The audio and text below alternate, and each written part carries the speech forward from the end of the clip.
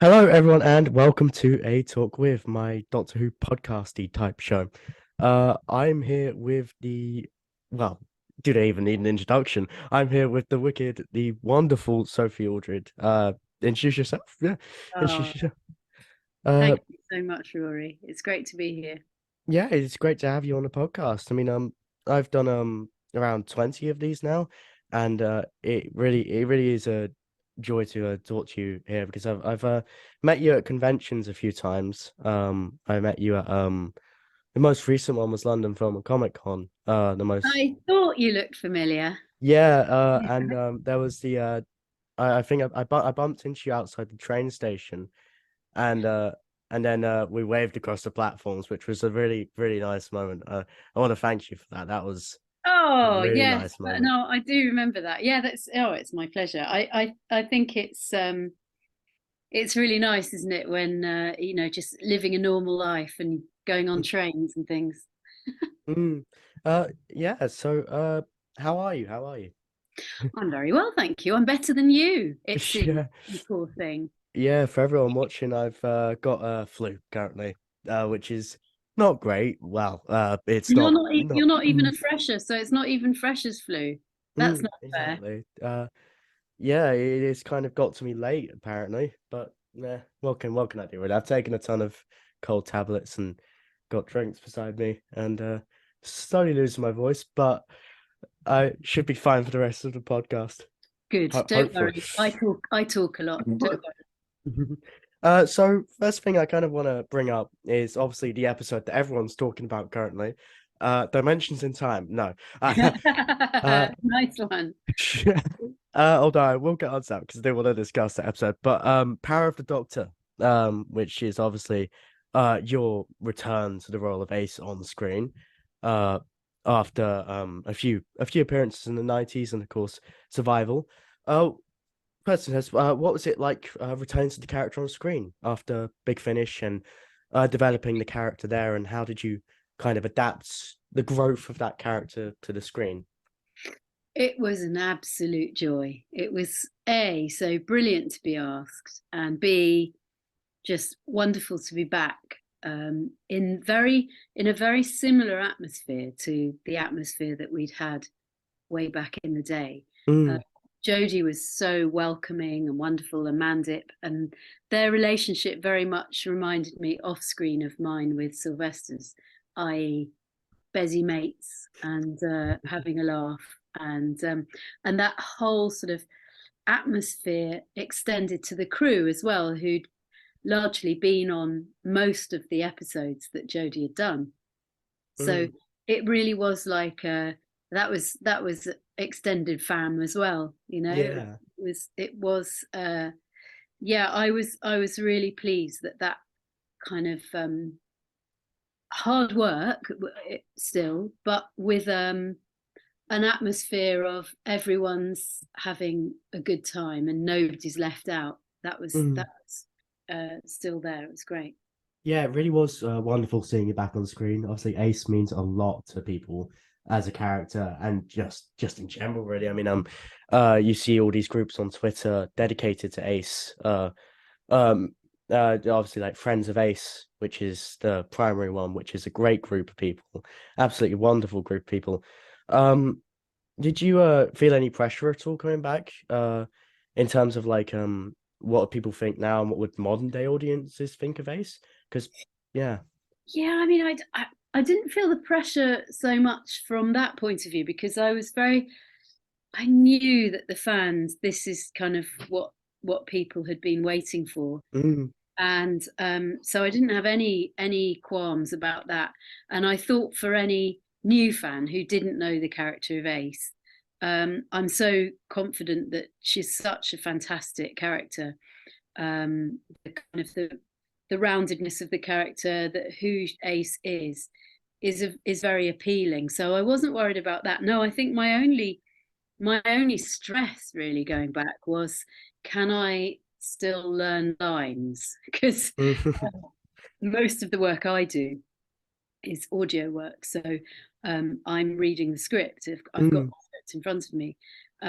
So I've done bits and bobs, but I haven't had to learn scenes, especially, we were getting them quite late, or we'd get them, and they'd be changed around a bit. So that was the main stress, really. And the very first scene we filmed was the very first one, which was with the tracking shot of the behind my head, and then it comes around, and we were in the art gallery, which was Yeah. actually Bristol Museum, and there was only me, really, and the lovely woman who was playing the security guard, the curator type person, and that was a pressure because obviously back in the day we used to have loads of rehearsal time, so we'd Yeah. get together, we'd have a read through, we'd sit around the table, then we'd block it all out, and we'd know exactly where we were, and that was a chance to kind of really get the lines. Nowadays what you do is you go onto the set, you have a brief read through, the crew comes and watches for their camera positions, and then you shoot it. Mm. So it's really so much less time to think about performance, and but I still loved it, but it was quite nerve-wracking to begin with. Oh, of course, definitely. I mean, I was watching Mr. TARDIS's Will's live stream because he's been on the show in the past and he's a good friend of mine. And I was fascinated by you talking about the differences between today's kind of TV climate and back when you were working with Sil in the 80s. It was particularly as a film student, I found that very interesting and how the climate's kind of changed. In terms of your voice work as well, I mean, of course, I love Big Finish, absolutely amazing company. But I also grew up with Dennis the Menace, which Ah, I didn't realize at the time as a kid. I didn't realize it was you.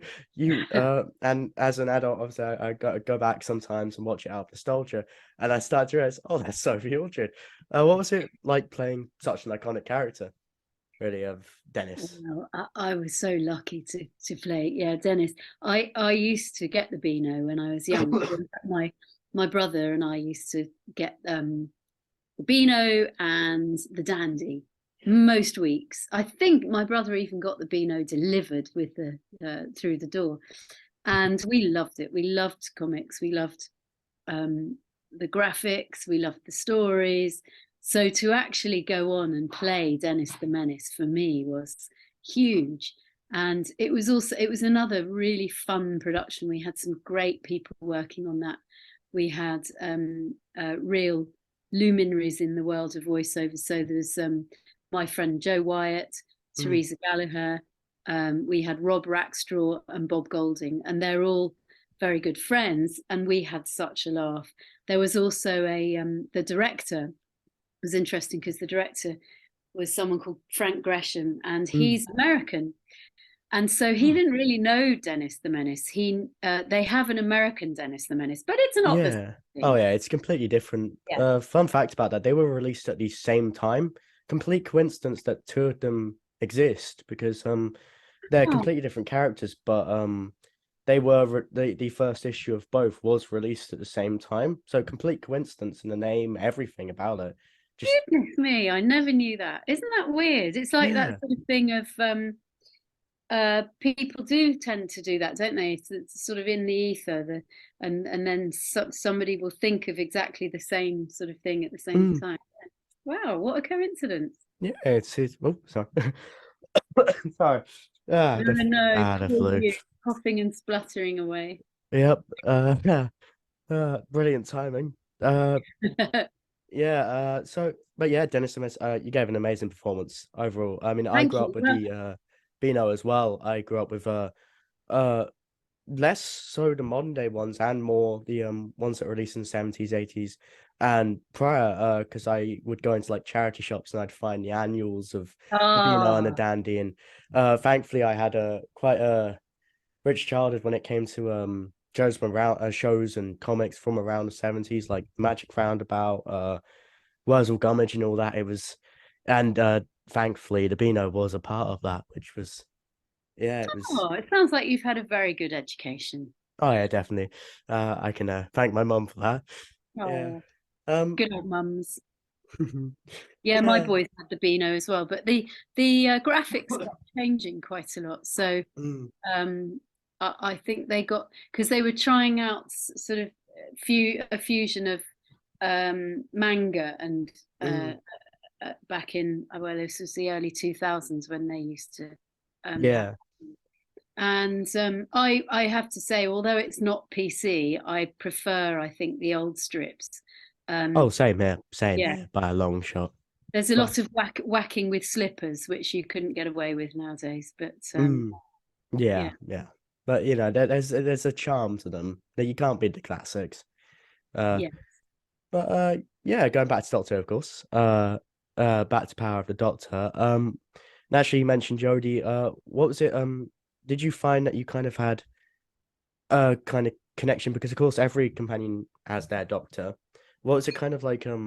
Adjusting to being with Jodie. Of course, Sylvester was in the episode, which was amazing to see. I'll get onto that in a bit. But what was it? What was it like? Kind of establishing kind of the chemistry between you and Jodie on screen. Oh, it was instant. She's such a wonderful, warm, welcoming, funny, kind, Mm, nice person that I remember. Yeah, she just walked onto the set, and that was it. And there was me and Janet and Jodie, Mandip and Gemma, and we just got on like a house on fire and chatting away and having a wonderful time.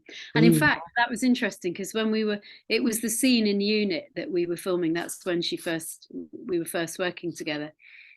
And I just stopped at one point and I said, wow, look at this. There's 5 women in this scene, 3 of them over the age of 50. And we're not talking about shopping or relationships. mm. It was really fantastic to just note that moment and go, wow, this is unusual.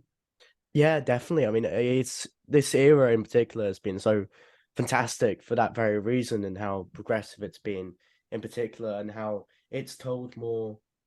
You know, of course, you've got Rusty Davis, who is, of course, is brilliant, and how it's crafted the foundations that led to this.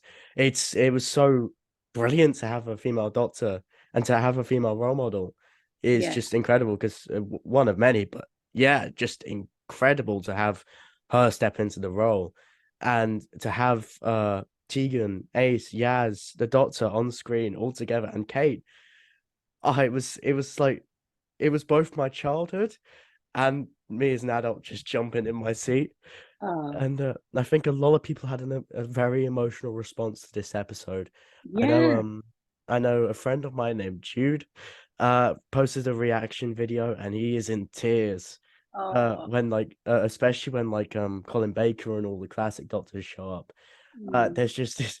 It's I know a few people that get a laugh. You know, just seeing him, but it's so amazing how this has had such a emotion. The show in general has had such an emotional connection with people, and having Ace back has only amplified that for me, at least. mm.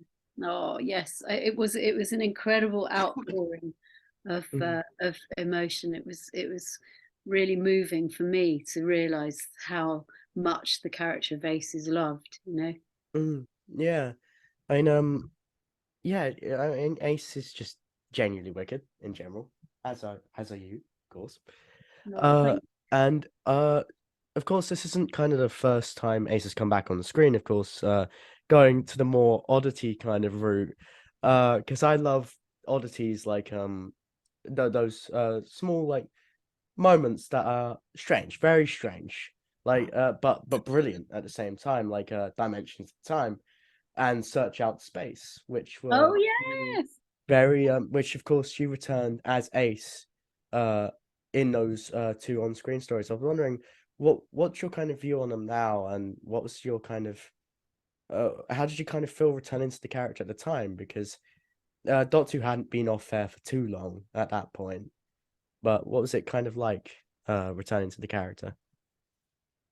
It was fantastic to be asked to do it again. And I think Dimensions in Time was conceived by John Nathan Turner, the executive producer, because he was a fantastic showman and he Mm, knew that he could get big ratings and that was what was required because it was part of it was a charity performance. So he was brilliant at getting things to be publicized and to work. And Mm. so the first ever thing on TV that had been shown in 3D. So everybody had their 3D glasses that they were watching it with, and it was a real coup Mm. because it was, goodness knows what it was about. I Oh don't yeah, know. I don't think anyone knows. No, I don't think Yes. anyone knows nor cares. Mhm. But it was just a wonderful romp and Oh yeah. great fun to put the jacket back on. And Def- then the Search Out Space, again, that was lovely to be asked to do that educational programming, which I was very mm. much involved with back in the day. And my great friend Steve Johnston, who I co-presented a program called Corners with him, and he was doing Saturday morning telly, doing a program called Motormouth on ITV, Mm. and very well known for being a game show host on that with a version of Mousetrap game. So it was great to be involved with him. It was a sort of weird kind of mixing of our different jobs all together. Yeah, I mean, Dimensions in Time is very much a kind of guilty viewing for me. It's one that I often go back to. It's short and sweet, and it's like it's complete and utter bonkers. I couldn't tell you the plot if I had to recite it. I mean, I showed it to one of my flatmates who hadn't watched Classic Who, and I asked them afterwards, "Can you tell me what just happened?" And they could not tell me a single thing. No, that But doesn't surprise me. I kind of love it for it though, because Yeah, I think it was described more as like a Doctor Who kind of gathering than an actual kind yes, of um story in a way. It's just yeah, a fun yeah. romp It was a for bit charity. like a load of Doctor Who uh, guests had got together at a convention and thought, let's tell a funny story, and sort of somebody had got a camera and filmed it. It Yeah, was, I mean, as you say, a romp. yeah, it's truly like it's amazing looking back on these sort of things and just having a laugh watching them really. And Search Out Space is great as well. I love how it kind of blends the educational side of Doctor Who with Mm. educational telly in general. And as you said, you have a history in educational TV because before Doctor Who that was kind of from what I've read that was where you kind of got your start in a way. What was that kind of like entering the industry?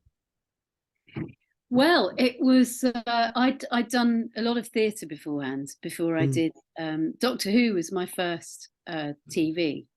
Um, but so I'd done lots of children's theatre, some educational children's theatre as well. So I was in that whole world, and then I just had this amazing year in 1987 where not only did I get cast in Doctor Who, but I also got this program Corners, which is mm, a lovely children's program, which was looking at the world from a child's point of view. So children, you know how children always ask the question why, and they want to yeah. know. And so we asked children to write in with their questions about the world, about how things worked. Why do birds fly south in the winter? Um, how do motorbikes work?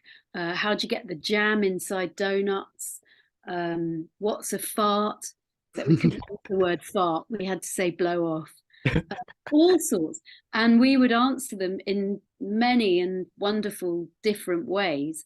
So we Mm, we do straight presenting as well, but we would also do sketches and songs. And Simon Davis, who was the initial presenter, he and I would write quite a lot of our material. He's a brilliant writer, and he would write a lot of the songs and a lot of the stories.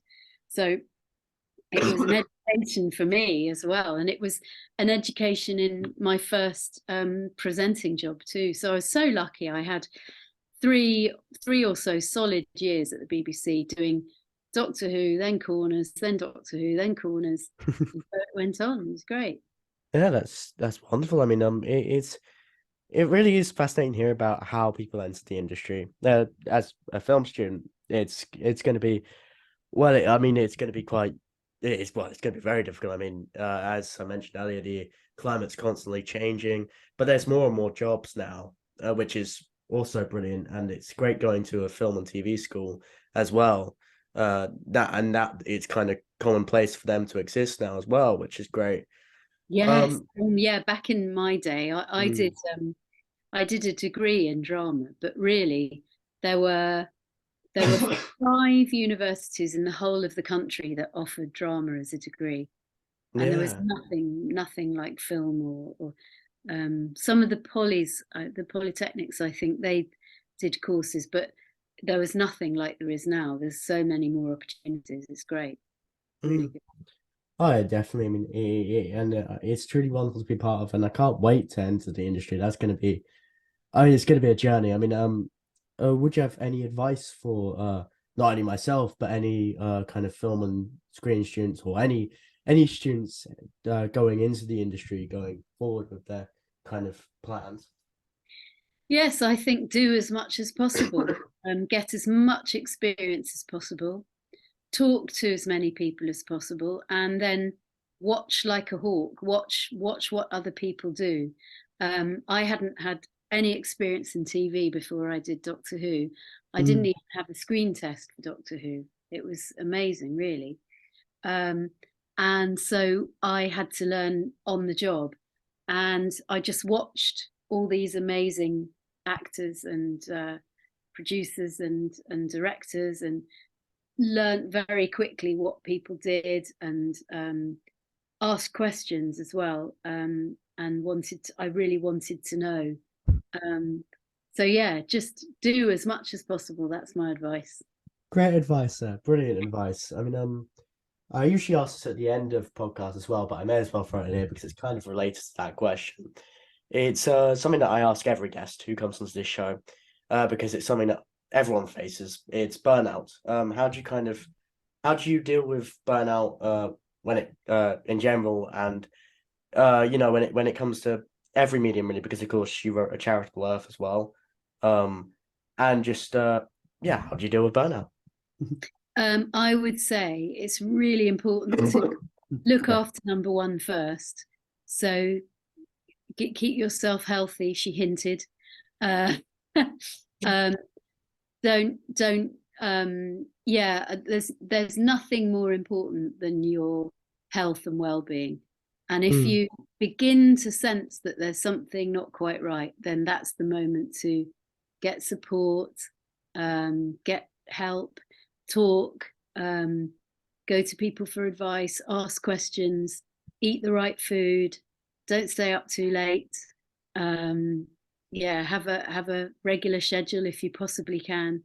um, and yeah, look after number one. That's not at the expense of everybody else, oh yeah, but it yeah. is really important to look after your physical and your mental well-being as much as you possibly can. Once again, brilliant advice in general, really. I mean, that's the thing I find with writers in particular, can often put themselves down for the sake of their craft when that's just going to lead to burnout initially. Mm. It's always, as you said, fundamental to look after yourself in any job, anywhere really. And yeah, I mean, going back to Power of the Doctor, uh, naturally we have that scene between you and Sylvester, the truly emotional scene. I wondered what it was kind of like, because of course we had the scene with Sylvester as the vestiges of the 13th Doctor's consciousness, but well, and there's a photo of you. But was he on set that day? Because there's a photo of you and two Doctors, but I can't remember if it was Sylvester. Yeah. Well, Mm. what happened was we filmed the bits in the cave first of all. So Ah, I was in the cave with Bradley Walsh, and we did the Dalek stuff, and then but we I was there for 2 days, I think, and then the second day we did this the scene my because Bradley only had 1 day down there and I had two, so we did all my bits, and we used a Bradley stand-in for sort of shots of his back and things that were yeah. missing, and then we did the scene where I'm actually in the cave, and it was I had to sort of clamber over quite a lot of rocks and get myself into this very tight space. And it was just me and the cameraman. And I asked if Barnaby Edwards, who was inside the Dalek, who's a fantastic actor, if he could read in Sylvester's lines for me. So I was so glad that he was there. And he did a great job with that. So it was a very intimate, very lovely way of doing that. And then a few weeks later, I can't remember exactly the timing, but Sylvester came to the studio and I was asked to go back and read in my lines for him. So, and it was really lovely. There we were. He's in front of me in his costume, just like old days. It was lovely. Chris Chibnall sent me a couple of photos of us. Me in my coat and my hat because it was very cold in the studio. Chris took photos from the monitor. He's apparently lots of people came and watched us doing it, and it was very emotional actually. And then I went out. That was me finished for the day, and I went out to my trailer, and there was Colin and David Bradley getting ready in their robes. And I thought, oh no, I can't go now. So I said, would you mind if I stayed and watched? He said, no, not at all. So I stayed. And then the director, at one point, he said, Sophie, I don't suppose you'd mind reading in some lines, would you? So I ended up reading in Paul and Peter's lines because they couldn't be there that day. Yeah. And then eventually Jodie had to go at one point. So I read in her lines as well. So I've played 3 doctors as well. Oh, that's incredible because that's not your first time voicing Jodie either. Of course, you did the audio book for A Charitable Earth, which of course is your story, which is technically the first 13 and Ace story as well. Yeah, yeah, exactly. Which is, I mean, it's fascinating looking at that as well as because of course, you know, you'll get fans of the show who are obviously obsessed with keeping everything in order and stuff. I personally don't see it that way. I personally see every story is valid in their own right, and you know, you can just read them and enjoy them as separate things. But what I find so fascinating about the novel is how you kind of play around with Ace's timeline in how the departures for the character and the future, because there's so many detailed accounts from all different writers and mediums, and they're all brilliant in their own right. But what was looking at A Charitable Earth and The Power of the Doctor, what was your kind of out of retrospect, what's your kind of thoughts on the two as a companion piece now, in a way? It's tricky, isn't it? Because again, I think it can be so cleverly explained by the anvil and the time and different timelines, and because there have been so many timelines, as you say, for Ace. There's been so many different endings for her character and new beginnings and all sorts. So in the book, we tried to sort of explain that a little bit. So really, The Power of the Doctor can be just another one of those. It's the idea of parallel universes and that sort of sliding doors mentality. You know, every decision actually splits. You know, you can split off and follow that decision, or what if she turned left, and you know that. So I'm not bothered by any discrepancies there, really. Yeah, neither am I, to be honest. It's just, you know, it's something that is often very much debate. That the fan base is very passionate all the time about all that, and I love it. I absolutely love it how they you know, I'm often like that as well, connecting all the dots and trying to figure everything out, and it's wonderful. It's wonderful how you know, that can all happen. And I mean, there was a recent kind of theory because in the episode Power of the Doctor, you of course you say to the Master, played masterfully by Sacha Dhawan. You amazing. Yeah, you tell him, last time I saw you, you were half cat, which amazing line, amazing delivery. Of course, Ace in Big Finish has met him afterwards, after Survival, but people have come up with an idea that every so often the Master just goes back to being half cat, just because why not? I like that idea. It's a phase he goes through every so often. He just continually goes to being half cat, which I find hilarious. I find it. That's really funny. Yeah, he quite Mm. liked being half cat. So there we go. Yeah. Yeah, I mean, what was it like acting with Sacha Dhawan as the Master? Because of Oh, course, in well, Survival, you were alongside Anthony Ainley, which one of my yes. favorites, by the way. If not my favorite Master is Anthony Ainley, and Sacha Dhawan is it definitely joined. They're both joined with Roger Delgado as well.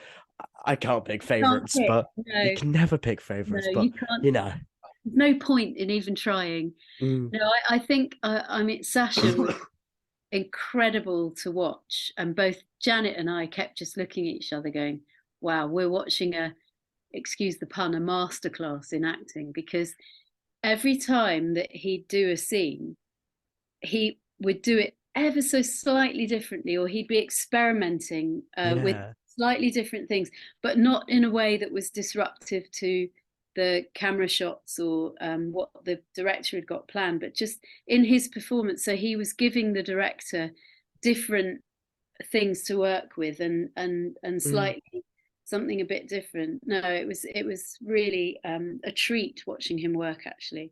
Yeah, and watching it even, I could definitely see that, and so many people have seen that and praised it for good reason. I mean, Mm. every like facial expression, every eye movement, every just it looked like you were looking into the character's soul sometimes, and Mm. then they'd be covering it up, and then it was so enjoyable to watch, especially him going against Ace and Tegan because they have such personal connections to the Master. Yes. Um, especially Tegan, poor Aunt Vanessa, Yes. in her little doll's house.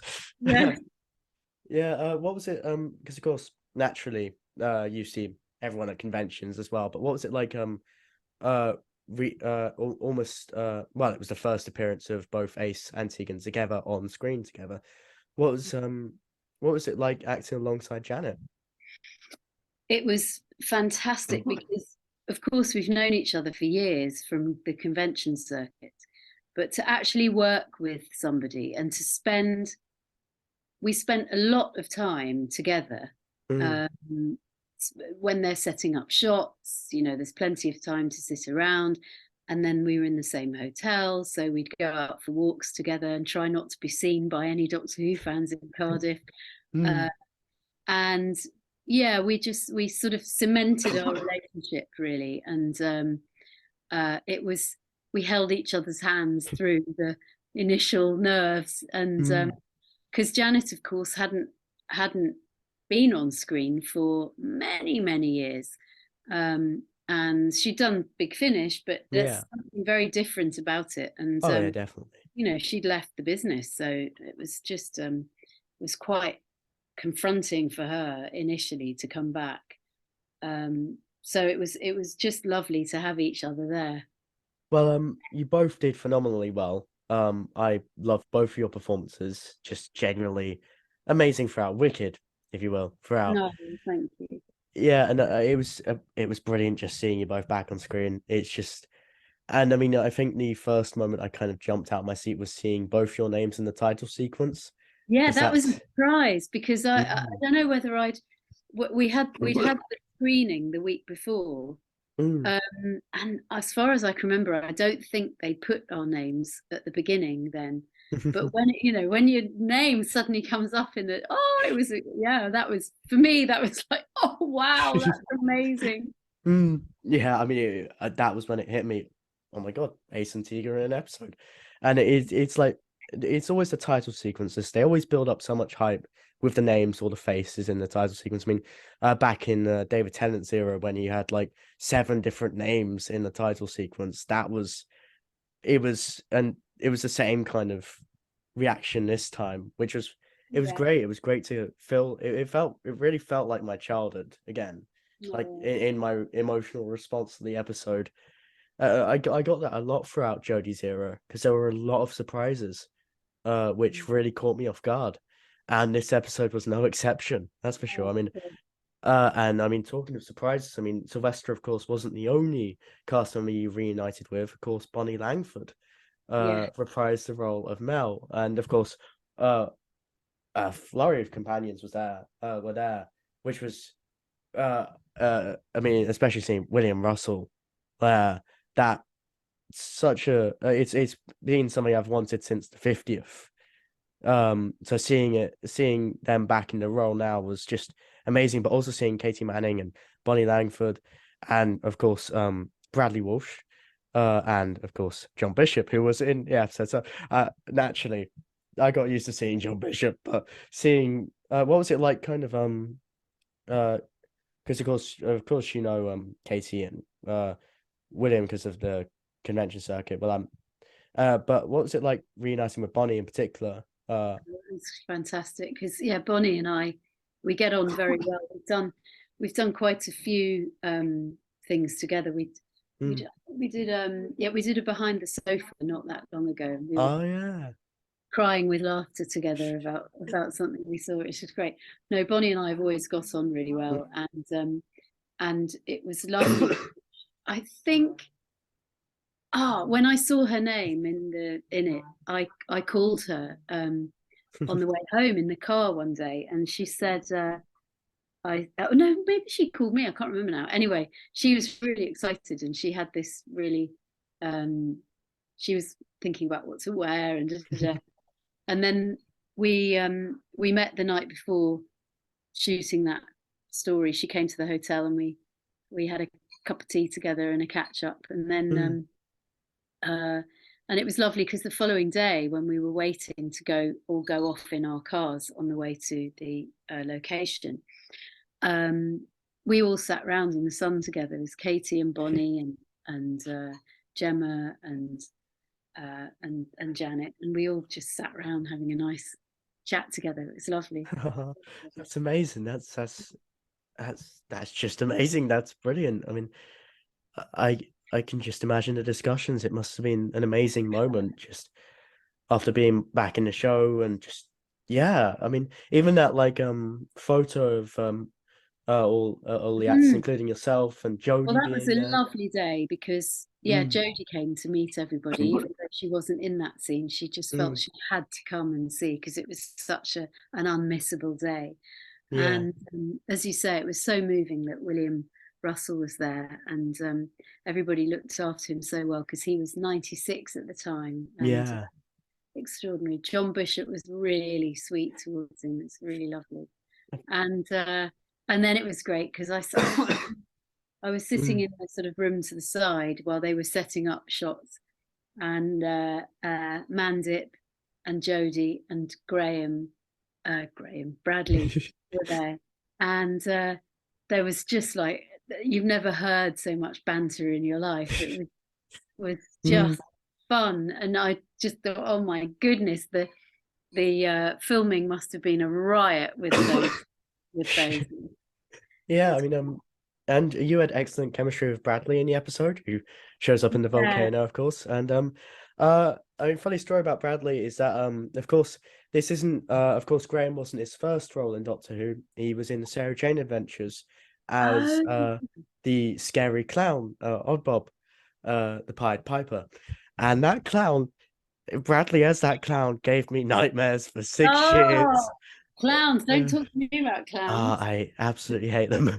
They scare me so much. But and it was all Bradley's fault. All Bradley's All fault. Bradley's fault. But Well, genuine, I met Bradley way back in the day, and so we pretty much chatted the whole day, and then occasionally they'd have to say, "Could you two come and do a scene, please?" and break into our conversation. But it was lovely to see him again, and I loved the relationship between Ace and Graham. I thought yeah, was really great that Ace just completely wipes the floor with him. You know, she teases him mercilessly, and he doesn't even quite realize. I love it. yeah.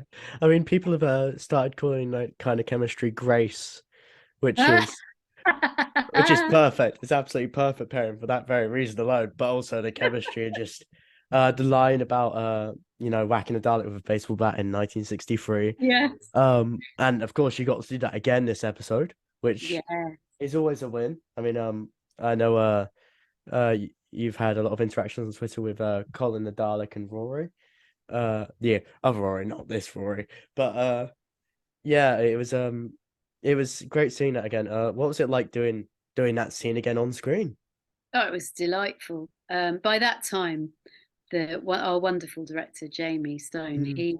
he realised that I was a bit of a nutter when it comes to jumping and stunts and things like that. So he said, "Do you think you could jump down there and then do this?" And I said, can I whack the Dalek in the way that I did it back in Remembrance of the Daleks?" He said, "Yeah, sure. You know what?" And I showed him kind of the similar choreography to what I did. Yeah. So yeah, it was great fun, and they had a breakable eyepiece that they'd got quite a lot of them. So that's what I had to hit. So I got through about 5 of those, and it was so satisfying to just whack the eyepiece, and it just flew everywhere. It was wonderful. No, it was translated perfectly on screen as well. And it's such an iconic moment from, of course, the Seventh Doctor era, which is obviously a lot of fans' favorites. It of course, at the time, I felt like it's more well regarded now. Now that people have seen it now, and I'm so thankful it is, because it's one of the most it's a comfort of mine, that era, to me, especially season 26. Uh, Mm. which is weird because it's also the darkest season, I'd reckon. One, Yeah. uh, Curse of Fenric being my favorite, but Battlefield has always been my comfort story. And I'm not going to ask you about the near-death experience, because I felt like that question is asked like so many times now, and it's a great story, absolutely fantastic story. Of course, not for you at the time, but of course, it's very Yeah. dramatic, very Yeah. so. But yeah, I mean, I love that era of the show. It's so rich with story throughout It's your nice to hear you entire say tenure. that. And Yeah, thank you, because you're quite right that at the time, um, it was Doctor Who wasn't that popular with the BBC, the powers that be, but also there was a small and vociferous group mm, of fans who didn't, I don't know, they didn't like what John Nathan Turner was doing with it, yeah, without realizing that actually he'd stayed almost beyond his sell-by date, and that without him it would have actually it would not have. Yeah, not been on at all. it's a Um, shame that it's a shame that Chris Chibnall gets quite a bit of that as well on Twitter nowadays, because because with Twitter and the outposts of social media, it allows for those small kind of group of visceral fans to gain platforms, which is yeah, not great. It's I think it's a shame. I'm very glad we didn't have social media back in the day, because I mm, think it can be very damaging. yeah, I mean, Chris, as far as I know, doesn't really pay much attention to it, thank goodness. But and thank goodness for um, that. That's people are allowed to have opinions, of yeah, course, but yeah, of course, I think it's quite dangerous if you think that your opinion is right, and yeah. you don't allow for anyone else's opinion, because whatever you think about the stories, the fact of Jodie as the Doctor has brought a whole new set of fans, and the stories, Oh yeah, particularly the definitely. historical stories, they've been shown in schools. They're just gaining a whole new audience for Doctor Who, which is great. Yeah, and I think this era in particular has been very important for me. It's been a very important era of the show for me. Primarily because the timing of the recent specials was around the time that my dad passed away. Oh, Was actually on the day that it happened.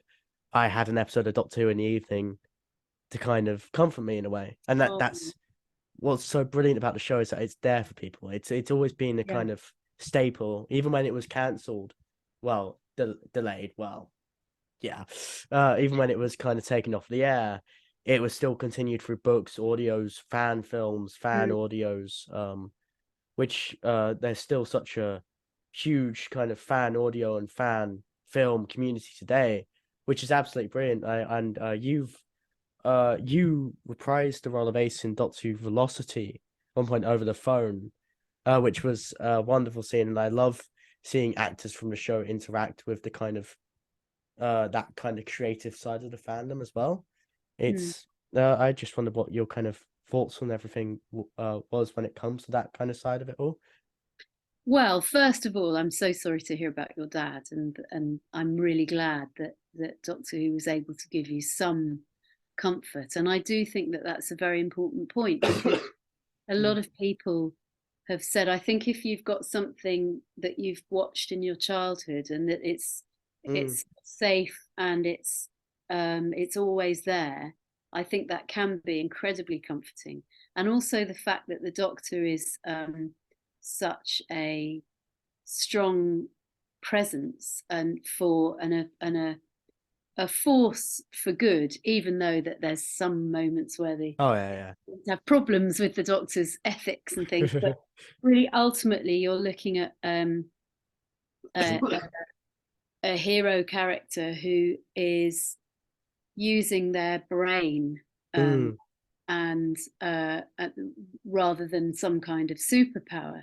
So they are relatable, and then the companions as well are the voice of the audience. So I do think that and the storylines where good always triumphs, which is what we always want Yeah.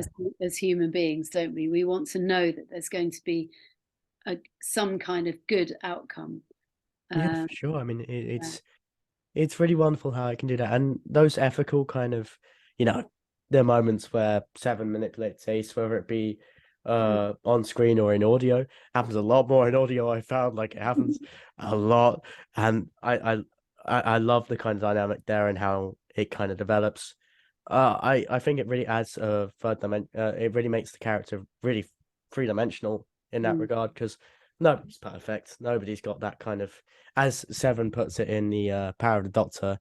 Well, as you put it to Seven, uh, there's a burden that that particular Mm. incarnation carries, which Yeah. is interesting to explore in different mediums. Um, I think before going back to the fan film and audio question, I mean, I'm more towards the departures of Ace. Uh, what's been the one that was kind of in your mind during going back to the role on screen? Because of course, there's a mention of a fallout, which to me kind of sounds like the audio of Love and War and the Mm. book, Yes. which was one of my favorite performances. Like two of my favorite performances was you and Sylvester in that audio. So, and the writing was just so powerful, and the delivery in general was just one of my favorites. Brought me to tears. That audio did, Oh. and that's the one I imagined, and I imagine it's up for interpretation for sure. But what was the one that you kind of pictured in your mind? Do you know, I didn't really picture any, although I mean, Paul Cornell has always championed Ace and Mm. been, Oh and yeah, written so well for Ace. And um,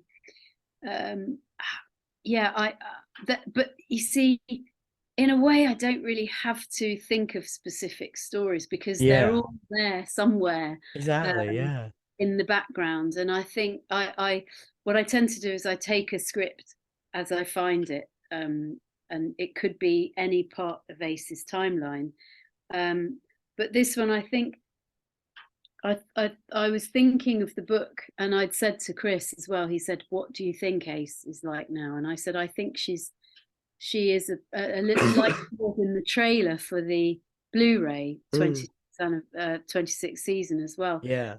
She is she's slightly she's older and wiser, obviously, Mm. and that she's had hurts as she did when she was a Yeah. woman as well, but um, and that there's something that's gone on and we don't quite know what it is. And I said to him, I think a bit like in the book. Mm. Um, so I think both Chris and I were using this sort of generalized history Yeah. from Big Finish, from the book, from all that to Yeah, inform because that. I I remember you quite were. like the way that it's not specified what happened. Yeah, I like that too. I think that Yeah. really works. And I mean the only one it could be, which is a personal it was a real gut wrenching one, but it was a comic named Ground Zero. I don't know if you've I assume you've heard of it, but of course your character dies in that audio in that Yeah. comic. And there was a recent dubbing of that comic, a voice dub, with a bunch of impressionists organized by a YouTuber named Josh Snares, which was goes back to my kind of question about fan content, because that of course they got an impressionist to play Ace, and how that story was told in this kind of new medium in a way, because it's mixing audio with comics, was Mm. beautifully done. really, really well done, and they really evoked the emotion of that scene. I was just wondering, did the uh did the idea of like Ace dying, whether it be at the time like season 26, was that ever like kind of way the character could go? And also back to the fan film and audio question and the fan community question, but I know so many people were worried about Ace dying in like Power of the Doctor, and Yeah, that was so worrying. it was so funny because I just wanted to say, give everybody a big hug and say, don't worry, she doesn't die. But I couldn't say that, of Mm, course. But yeah, I saw the traffic on Twitter, and yeah, I was thinking, oh no, people are getting all worried about it. Yeah, I think again, it's another possible ending for Ace, but it was never one that was thought of for yeah, for the season. That was, I think, the only kind of idea that was beginning to take shape with Andrew Cartmel was this idea that Ace was going to be going to Gallifrey mm, and become somehow a Time Lord. yeah, And that the doc, because there'd been this idea that the Doctor was sort of teaching Ace and sort of showing her fears and yeah, sort of literally a professor. allowing her to grow up. Yeah, that was very much in evidence Mm. throughout our seasons. But yeah, so the ultimate idea of that would, of course, have been that for her to go to Gallifrey and to Yeah. actually learn how to be a Time Lord. And of course, that did actually happen in the audios and books. So it just Exactly. shows that there's so many different routes to take. And of course, Ace recently has been in Torchwood with Mr. Colchester. Yes. Uh, Oh, I love doing those. yeah. What's it like playing Ace in like a more adult-centered audio compared to Doctor Who? Is it kind of just taking the character from Doctor Who and placing it in audio or in a different part of the universe, or is it a different kind of, because there's a different dynamic between you and Mr. Colchester to you and the Doctor, and of course you were in class as well, Mhm. with Miss Gwell. What's your kind of thoughts taking Ace in those directions? It all comes from the script, as I Mm, say, in front of me, and the other actors as well. So working with Paul Clayton is great because Mr. Colchester is such an arch character and so dry, that yeah.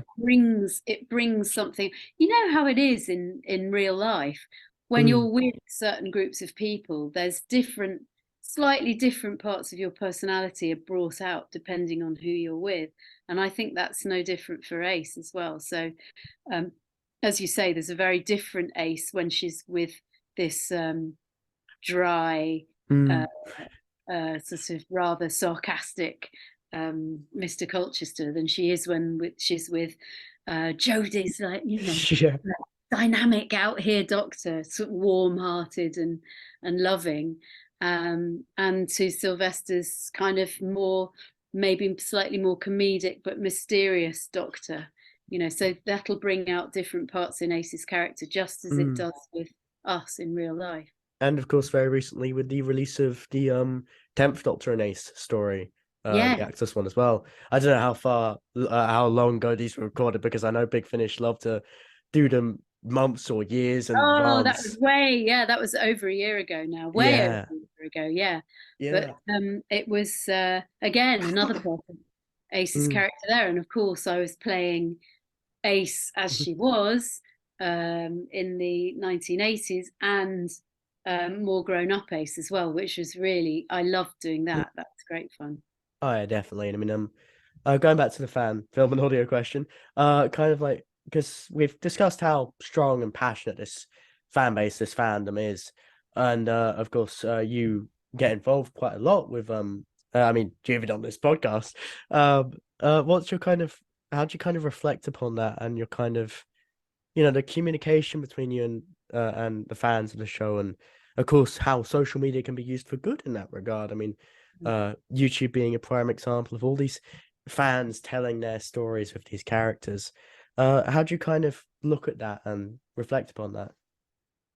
Oh, I just find it magical how people can express themselves in the Doctor Who fan world. Maybe people who wouldn't even think of expressing themselves in other Mm, areas of their life gain a lot of confidence by maybe dressing up as the characters, or yeah. able to interview like yourself, and then other people doing dramas, or whatever they do. But it's or drawing as well, art as Mm. well. Oh So yeah, I yeah. I don't know. I really want to encourage as many people as possible to express themselves in ways that they probably didn't think were possible for themselves, but that somehow the world of Doctor Who has given them that confidence and belief in themselves. Can I believe it myself? I mean, uh, I took that kind of first step into going more into TV and film through Doctor Who. I mean, I Yeah. made fan audios and started writing and producing these sort of editing and all that through that kind of first step. And then I went to college and then I started studying it more and more and got more enjoyment out of it. Because prior to that, I had like I wasn't I was I loved English and I also loved history, but I primarily loved English. And then I realized this is what I want to do through the pandemic more than anything, and through Doctor Who through the pandemic even.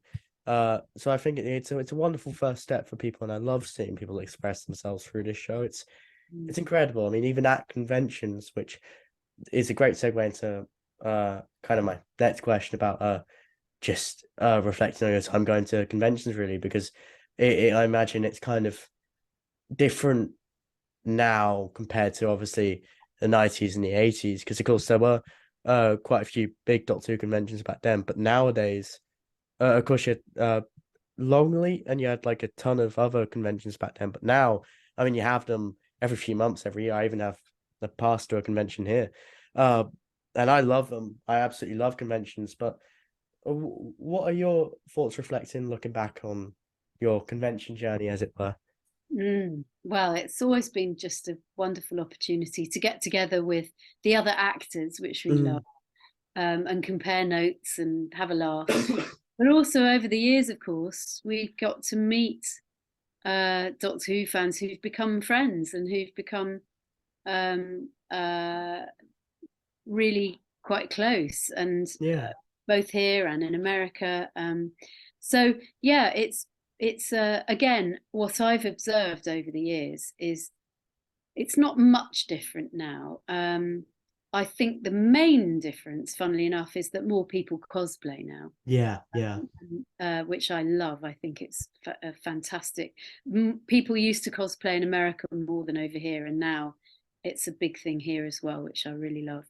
Um, and I would say Mm. conventions for all occasions. So you can find a small, evening with 50 people or something, which is great, very intimate.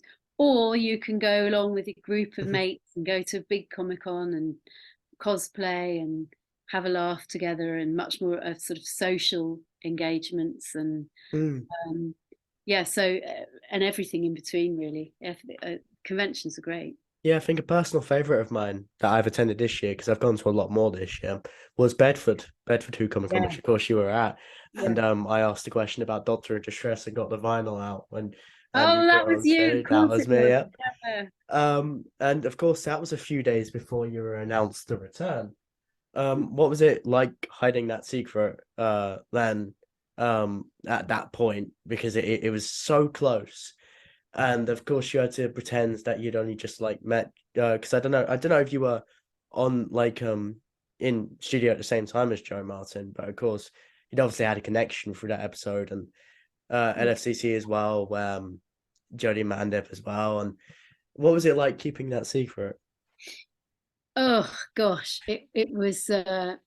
I'm quite good at keeping secrets, and but it was difficult because fans would ask questions. I never lied, but I had to think very quickly, and I had to think around because, of course, your face tells a Mm, thousand stories, and so and I just didn't want to disappoint people because whilst people think that they want to know, really you don't want to you know. really don't want to know at all. No, I mean it's that's like magic, isn't it? If you know yeah. how a magic trick works, it's always disappointing.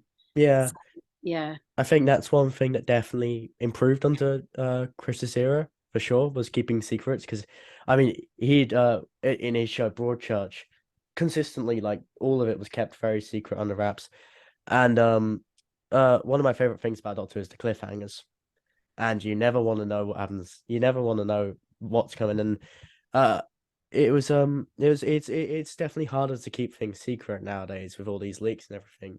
I was so Mm, impressed because there were yeah. many people who did know. There were quite a lot of fans who now have come out of the woodwork and said, actually, we found out by accident that da da da da, but they never said anything. And I think I'm that's glad. admirable I'm because more than glad, yeah. people could have really spilt the beans and that would have been such a shame. So hats off to everybody who kept the secret. Indeed, indeed. And yeah, I think it was brilliant that that was kept secret because I loved even like in the next time trailer when you guys when both you and Janet showed up, it was complete and utter shock. Complete and utter shock.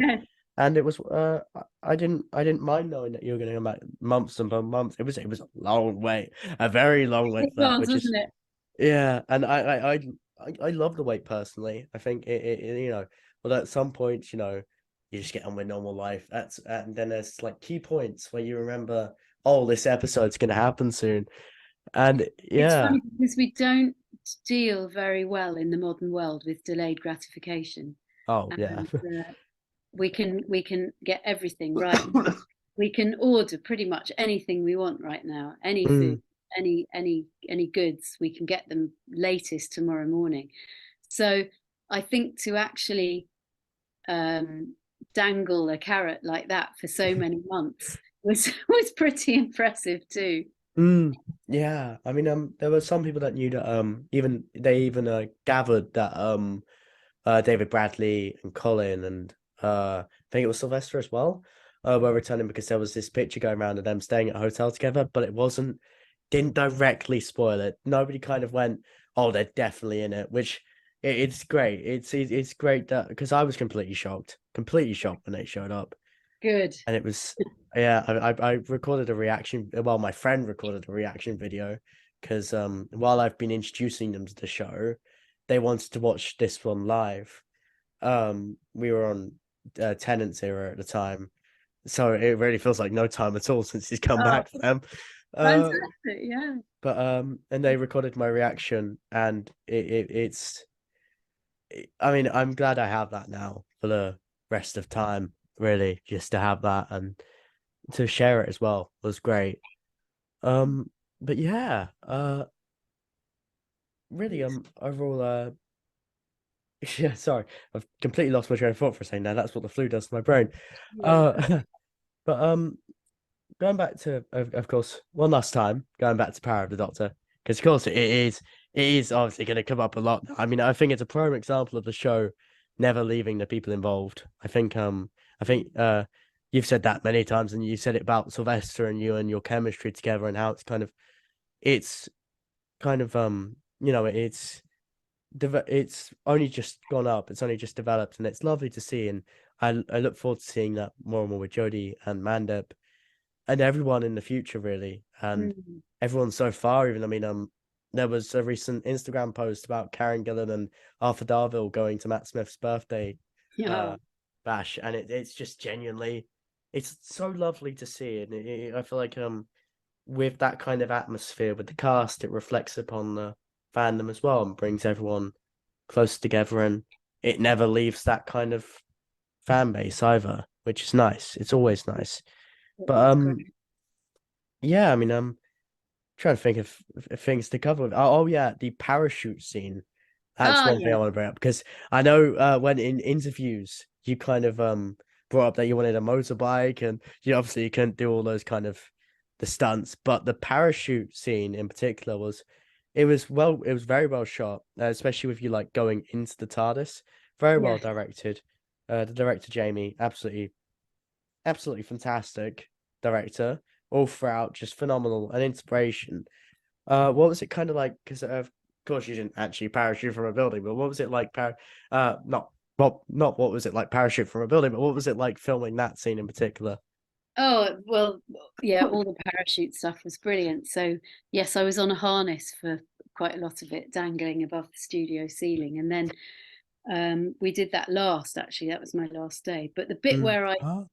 I go into the TARDIS, Jamie came up to me one morning and crouched in front of me and he said, I've had an idea. He showed me this little stick drawings. He said, look, Mm. if we put a plank on a dolly and we wheel you in very fast and then you jump off at the end, how do you fancy that? I said, yes, let's do it. And the crew thought we were absolutely mad, but it worked. It was quite demanding to do that, but it Mm. really worked. And it was quite hard to work out how to get the parachute at that point was just Yeah. some ropes that the props people were holding behind me, but I had to work out how to unclip the parachute thing and then get that off and jump off the thing and then deliver my line. So yeah, Mm. it was quite a feat, but I'm glad it went so well and I managed it. It was great. Oh yeah, it was brilliant. I mean, I went skydiving this year actually, so that was quite insane in itself. Actually, actually doing that, Yeah, that was insane. I mean, and it didn't feel, it didn't.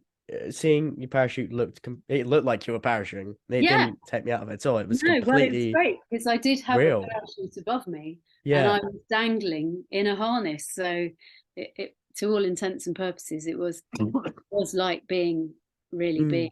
a parachute. It was great. Yeah, and we've talked about of course you acting alongside the Master, but what about Ashad and of course the Cybermen? What was it like facing them again since, well, technically Dimensions in Time, but let's say Silver Nemesis. Yeah. Well, Ashad Patrick was just brilliant. I'd always loved him watching the show, and I just felt so sorry for him though because Yeah. he couldn't sit down all day. He had to lie on a board that was just propped up against the wall, and it was Yeah. very very sort of tiring for him. But I thought he was just brilliant. And then all the guys who play the Cybermen are brilliant as well because they're very focused and they're very uncomfortable, but they get on with the job and they do it so well. So it was actually great fun. Yeah, I heard there was a lot more problems back in the day with the Silver Nemesis ones because the costumes were quite old back then by the time they'd gone up to that point, and Yeah, they I've were heard quite a few not horror that they stories were about old, those. but they got because they had to be spray painted, they'd split. So Yeah. yeah, they um they Mm. had to be kind of resprayed all the time and they Yeah. put especially they went around the crutch quite a lot. So they had to have gaffer tape on and then spray on them. Cyber crotch we called it. Yeah. Yeah. I know. It was brilliant seeing you acting alongside them again. Oh, Yeah, thank you. It was good fun. it was just all around, it was just a really fun romp. Except unlike Dimensions in Time, the plot made sense. Uh Yay. I mean, Oh. that's no fault to Dimensions in Time, by the way. Absolutely, as I said, it's a blast of a story. Well, it's a blast of an episode. Oh. A celebration. Yeah, I mean, and another thing about Power of the Doctor is, of course, primarily that episode. It's very full, of course. It's got a lot going on, but it also manages to focus on Jodie and Mandip, which is Oh, the wonderful. ending is beautiful, isn't it? That scene on top of the TARDIS, that's a classic. Oh yeah, yeah. Mm. That was so beautifully shot, and the regeneration scene. And kind of a few final questions now. Like, what were your thoughts watching the episode back? Of course, being a part of it is another level. But if Mm. you've gotten a chance to watch it back, what was your kind of thoughts on it? Yeah, I was pleasantly surprised at how much Janet and I were in it because initially we thought we might just be cameos, but we were an Mm. intrinsic part of the story. And I'm just really grateful to Chris for giving us that opportunity to come back and have such fun. It was just Yeah, wonderful, wonderful thing to do. yeah. I mean, it was very surprising.